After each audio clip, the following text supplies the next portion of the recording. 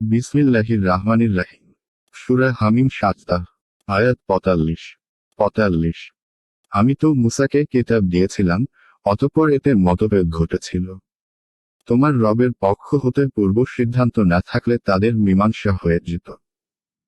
তারা অবশ্যই এ সম্বন্ধে বিভ্রান্তকর সন্দেহে রয়েছে। আয়াতের তাফসীর।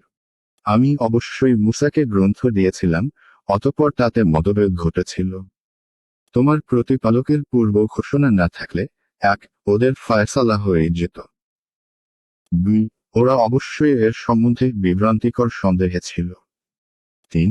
আর তা এই যে, তাদেরকে শাস্তি দেওয়ার পূর্বে অবকাশ দেওয়া হবে। ৪৫(২) অর্থাৎ সত্তর আযাব দিয়ে তাদেরকে ধ্বংস করে দেওয়া হতো। ৩.